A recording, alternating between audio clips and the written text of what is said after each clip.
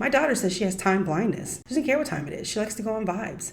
What's wrong with that? Why can't we just go on vibes? Why do we have to be everywhere on time? Hello everyone, welcome back to my channel. It's Nikisha Bond, and if you're new here, welcome. I'm a professional problem solver, and today we're going to be talking about why common time management advice just doesn't work.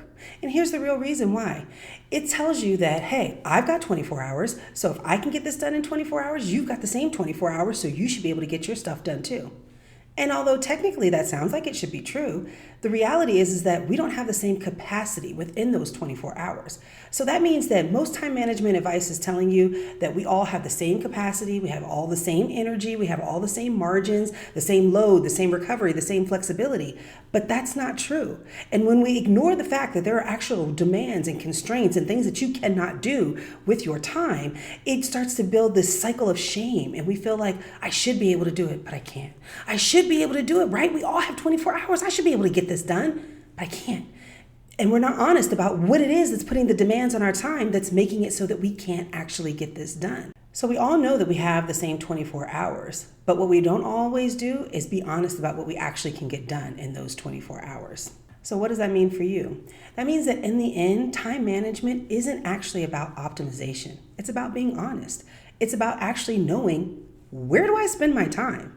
You have to actually track to see where you're spending your time so you can figure out where all these holes are, because you might just have to come to the realization that you have less time than you actually thought you did. So maybe it's not that like you don't know how to manage your time. It's that you put so much on your calendar that you couldn't possibly get it done. There just aren't even enough 24 hours in that day when you start to consider all the other things that you have to do. So really, in order to get control of your time, you just have to be honest about where your time is being spent, how your time is being spent, and where you actually want your time to be. It's really just about organization and making sure that your habits are lining up with the things that you actually want. So if there's things that you want to add to your schedule, add them to your schedule and figure out how is it that they fit. Now you might be saying, well, if I knew how to do that, I would just do that. True. You might need to join our school community because I have a really great tool in there called the DMAIC time management tool. It's absolutely free. You can join the school community for free, but that will help you to really strip it down and to figure out where you're spending your time and how you want to spend your time. You don't need to buy a solution. You need to get honest about where you're spending your time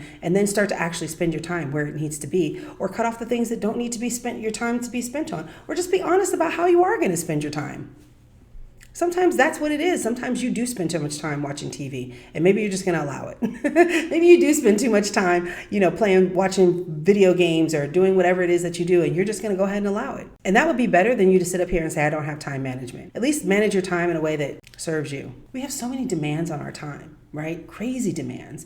Check this notification, check this email. Like, life never used to be this complicated. And now that it is, we feel like we can't manage it all. Are we supposed to manage it all? Maybe we need to strip back. Maybe we're doing too much. I'm kind of feeling that way. Do you feel that way? I feel like we're doing too much. I feel like we need to have all of our time sucked into something and being productive.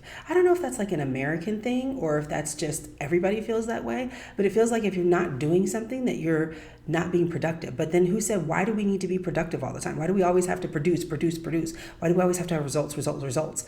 But to me, that's like that factory mindset that they try to put into you to tell you like, hey, if you're not doing something, you're lazy. If you're not doing this, you're lazy. And so now people don't even understand rest. People don't even understand cycles. They feel like they're just supposed to grind and go all day long and never stop. And then they wonder why they can't get it done because they put thousands of things on there that if you actually mapped out how much time it would take you, you would see really clearly that you can't do all of those things.